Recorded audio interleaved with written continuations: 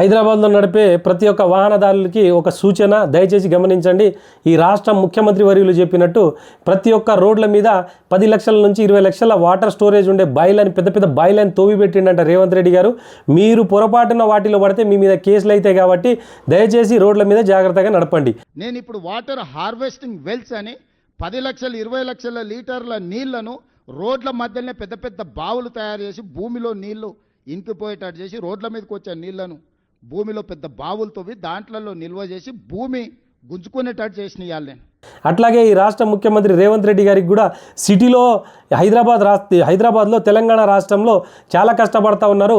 రోజుకి 24 గంటలు ఉంటే 18 గంటలు ప్రజల కోసం తిరుగుతూ ఉన్నారు. కాబట్టి మీరు కూడా రేవంత్ రెడ్డి గారు ఆ బాయిలో పడితే తెలంగాణ రాష్ట్ర ప్రజలు ఆగమైపోతారు. దయచేసి మీరు కూడా ఆ బాయిలను చూసి నడవాలని రేవంత్ రెడ్డి గారికి ఒక సూచన. రేవంత్ రెడ్డి గారు ఫీజు రియంబర్స్మెంట్ కింద తెలంగాణ రాష్ట్రంలో ఉన్న విద్యా వ్యవస్థకు 10,000 కోట్ల రూపాయలు ఇవ్వాలి. ఆ కాలేజీలు బంద్ పెట్టి మాకు 1,200 కోట్లని ఇవ్వాలని చెప్పేసి డిమాండ్ చేస్తే రేవంత్ రెడ్డి గారు వాళ్ళని బ్లాక్మెయిల్ చేయడానికి ఒక కమిటీని ఏర్పాటు చేసి ప్రతి కాలేజీలో వాళ్ళ యొక్క ఈ కమిటీ సభ్యులను పంపించి ఏం చేస్తూ ఉన్నారు వాళ్ళు? ఫైర్ యాక్సిడెంట్ అయితే విద్యార్థులు ఎక్కడి నుంచి పోతారు?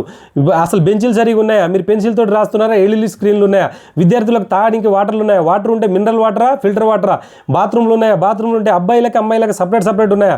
బాత్రూంలో టైల్స్ ఉన్నాయా? ఫ్లోరింగ్ చేసిండ్రా? బాత్రూంలో నీళ్ళు వస్తున్నాయా? బాత్రూమ్ నీట్గా ఉన్నాయా? దీనికోసం కమిటీ ఏర్పాటు చేసి ఆ యొక్క విద్యా వ్యవస్థాపకులను, కాలేజీ యాజమాన్యాన్ని భయపెట్టి వాళ్ళు ఈయన చెప్పు చేతలో నడవాలని చెప్పేసి భయపెట్టడానికి మాత్రమే ఈ కమిటీని ఏర్పాటు చేసింది రేవంత్ రెడ్డి గారు. సేమ్ ఇదే విధంగా తెలంగాణ రాష్ట్రంలో రియల్ ఎస్టేట్ పడిపోవడానికి కూడా రేవంత్ రెడ్డి గారు ఒక కనిపించని కమిటీని ఏర్పాటు చేసి ప్రతి ఒక్క రియల్ ఎస్టేట్ వ్యాపారులను ఎవరైతే కన్స్ట్రక్షన్ చేస్తారో ఫీల్డ్లో ఉన్న బిల్డర్లను, కాంట్రాక్టర్లను ప్రతి ఒక్కరిని భయపెట్టి తెలంగాణ రాష్ట్రంలో ఏదైతే రియల్ ఎస్టేట్ ఉందో రియల్ ఎస్టేట్ని మొత్తం తుంగలో దొక్కేసిండు. ఇది రేవంత్ రెడ్డి గారి ఆలోచన. ప్రతి దాంట్లో ఈ విధంగానే ఉంటుంది. రేవంత్ రెడ్డి గారు ఈ తెలంగాణ రాష్ట్రంలో విద్యాశాఖ మంత్రి, మున్సిపల్ మంత్రి, హోంమంత్రి, ఈయన ఈ రాష్ట్రానికి ముఖ్యమంత్రి. మరి విద్యా వ్యవస్థలతో ఎట్లా మాట్లాడాలి? ఇంత ఇస్తాము, ఇంత ఈ డేట్లలో ఇస్తాము, కంపల్సరీ మీరు నడిపించండి, విద్యార్థుల యొక్క భవిష్యత్తును పాడు చేయొద్దని చెప్పేసి వాళ్ళతో రిక్వెస్ట్ చేసుకోవాలి. ప్రభుత్వము, ప్రైవేట్ యాజమాన్యం ఇద్దరు కలిసి మాట్లాడుకోవాలి. ఇంకో విషయం ఏం మాట్లాడుతున్నాడంటే నీతి మాటలు రేవంత్ రెడ్డి దగ్గరే నేర్చుకోవాలి. మనం ఏమంటుండు? విద్య అనేది సేవ మాత్రమే, వ్యాపారం కాదు. మీరు ఫీజు ఎందుకు తీసుకుంటా ఉన్నారు? అది వ్యాపారంగా ఎందుకు చేస్తూ ఉన్నారు? రేవంత్ రెడ్డి గారు విద్య అనేది సేవ కాదు, వ్యాపారమే అయినప్పుడు రాష్ట్రాల్లో చేసే రాజకీయ నాయకులు కూడా మీరు చేసేది ప్రజాసేవనే కావాలి. రాజకీయ నాయకులు చేసేది ప్రజాసేవ కావాలి. మేము ప్రజానాయకులం అని చెప్తారు కదా, మరి మీరు జీతాలు ఎందుకు తీసుకుంటా ఉన్నారు? ఈ రాష్ట్ర ముఖ్యమంత్రి అంటే రేవంత్ రెడ్డి గారు ఈ తెలంగాణ రాష్ట్రంలో ప్రతి పౌరుడు చెమటొడిచి వాళ్ళ రక్తపు చుక్కతోటి కట్టిన ట్యాక్స్లకి వెళ్ళి 4 లక్షల జీతం ప్రతి నెల రేవంత్ రెడ్డి గారు ఎందుకు తీసుకుంటున్నారు? మీరు సమాధానం చెప్పండి. మీరు దీనికి సమాధానం చెప్పండి. రేవంత్ రెడ్డి గారు మీరు చేసేది సేవనే అయినప్పుడు, ప్రతి రాజకీయ నాయకుడు చేసేది సేవనే అయినప్పుడు దినదిన అభివృద్ధి మీరు ఏ విధంగా చెందుతూ ఉన్నారు? ప్రతి ఒక్క ఎలక్షన్ యొక్క అఫిడవిట్లో మీ యొక్క ఆదాయం ఏ విధంగా పెరుగుతూ ఉన్నది? రేవంత్ రెడ్డి గారు సమాధానం చెప్పండి. ఇప్పుడు రేవంత్ రెడ్డి గారి అఫిడవిట్ గురించే మాట్లాడదాం. ఉమ్మడి ఆంధ్రప్రదేశ్ 2009లో రేవంత్ రెడ్డి గారి అఫిడవిట్లో చూపించిన ఆదాయం కేవలం 3 కోట్లు మాత్రమే. మళ్ళీ తెలంగాణ వచ్చిన తర్వాత కొడంగల్ నుంచి పోటీ చేసినప్పుడు 2014లో రేవంత్ రెడ్డి గారు అఫిడవిట్లో చూపించిన ఆదాయం ఎంత? 13 కోట్లు. మళ్ళీ 2014 తర్వాత 2018లో ఎమ్మెల్యేగా కొడంగల్ నుంచి పోటీ చేసినప్పుడు ఆ రోజు చూపించిన ఆదాయం ఎంత? 21 కోట్లు. మళ్ళీ అక్కడికక్కడే 2018లో అక్కడ ఓడిపోయిన తర్వాత మల్కాజ్గిరి నుంచి ఎంపీగా పోటీ చేసినప్పుడు 2019లో రేవంత్ రెడ్డి గారి ఆదాయం ఎంత?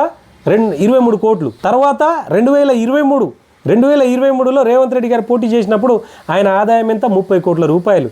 అంటే దినదిన అభివృద్ధి మీ యొక్క అఫిడవిట్లో ఆదాయం ఏ విధంగా పెరుగుతుంది? రేవంత్ రెడ్డి గారు మీకు నిజంగా ప్రతి రాజకీయ నాయకునికి ప్రజాసేవ చేయాలనే ఆలోచన ఉంటే మీరు తెలంగాణ రాష్ట్ర పౌరులు ట్యాక్స్ కట్టే డబ్బులకి వెళ్ళి మన రాష్ట్ర ఖజానాలకు వెళ్ళి మీరు జీతాభత్యాలు తీసుకోకండి. మీరు ప్రతి ఒక్కరి దగ్గర విద్యా వ్యవస్థలో ఉన్న ప్రైవేట్ టీచర్లకి ఫీజులు కట్టొద్దా? ప్రైవేట్ టీచర్లకి జీతాలు ఇవ్వొద్దా? మరి ఏ ఎమ్మెల్యే కానీ, ఎంపీ కానీ, మంత్రి కానీ ఒక్కసారైనా మాకు ఈ నెల జీతం రాలేదని చెప్పేసి మీడియా ముందుకు వచ్చి మాట్లాడిండా? ఎందుకంటే డేట్ టు డేట్ ఈ ఎమ్మెల్యేలకు, మంత్రులకు, ప్రతి రాజకీయ నాయకులకు రావాల్సినవి జీతాలు పడిపోతాయి, ఇన్సెంటివ్స్ వస్తాయి, వీళ్ళకు ఉండడానికి భద్రత కల్పించవచ్చు, తిండి నిద్ర సుఖంగా ఉంటుంది. తెలంగాణ రాష్ట్ర ప్రజలేమో ఏదైనా సేవనే చేయాలి, వ్యాపారం చేయొద్దు.